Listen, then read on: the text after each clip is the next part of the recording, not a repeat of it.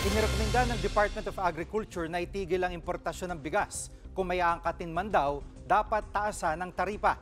Live mula sa TV5 Media Center, nangunguna sa balita si News 5 Palace Correspondent Maricel Alili. Maricel, magkano posibleng itaas sa taripa?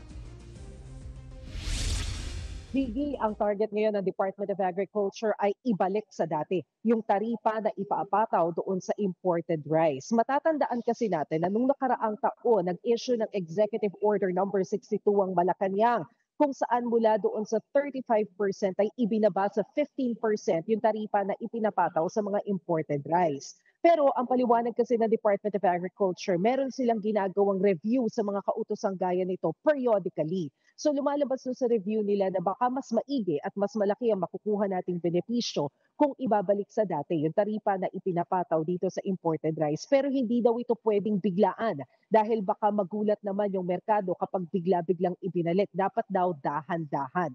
Narito ang pahayag ng Department of Agriculture. Yung rekomendasyon dati pa ng Kongreso na itaas, ibalik muli yung taripa ng imported na bigas to 35% ay sinasang-ayunan ng department, dangan nga lamang yung dahan-dahan na pagtaas. So ang rekomendasyon ngayon ay i-increase siya from 15 to 25% sa ngayon para hindi masyak ang market. At anong reaksyon dito ng mga lokal na magsasaka? Nakausap natin kanina, Gigi, ang grupong Sinag o yung Samahan ng Industriya ng Agrikultura. Thankful daw sila dahil nabanggit ng Department of Agriculture ang rekomendasyon na ito at plano pa itong pag-usapan ng mga miyembro ng gabinete na kasama ni Pangulong Bongbong Marcos sa kanyang biyahe sa India. Pero ang hiling ng Sinag, sana idiretso na nila na ibalik agad sa 35% dahil wala naman daw nakitang benepisyo doon sa EO number 62 na inisyo ng Malacanang last year. Kapag ka daw kasi pinag-isipan, hindi naman daw ito ang naging dahilan kung bakit bumaba ang presyo ng bigas sa lokal na merkado, which is supposedly ito yung primary objective nila. Ang naging dahilan naman daw kung bakit kumalma ang bigas o presyo ng bigas sa lokal na merkado dahil kumalma rin ang presyo ng bigas sa global market. Ikalawa, ang sinasabi rin ng grupong Sinag, napakalaki ng nawala sa revenue ng pamahalaan dahil sa EO number 62 na ito, tinataya higit kumulang nasa 25 billion pesos daw.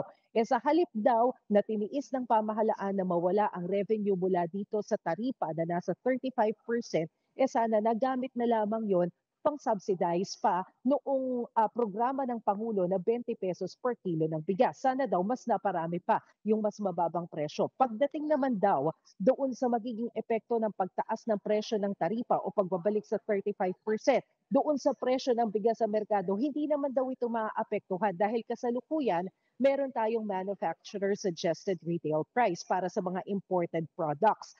At kapag daw ang pinagbasihan ay yung MSRP, nasa 20 pesos pa daw yung kinikita ng imported rice. Malaki pa raw yun dahil sapat na daw yung higit kumulang 5 piso na kita sa kada kilo ng bigas. So pwede daw ibaba pa yung MSRP sa imported rice nang sa gayon hindi rin mahirapan yung ating mga consumer. Narito ang pahayag ng grupong Sinag. It could directly help yung etong 20 pesos ng Pangulo. Kung may 25 billion ka din, mas marami pang nakinabang na mamamayan sa 20 pesos. Ibig sabihin, kahit yung revenues pinatalo mo for nothing. At kung matigil nga itong importasyon, no, gaano kalaking tulong naman ito sa mga magsasaka? Welcome development yan, Gigi, para sa local farmers.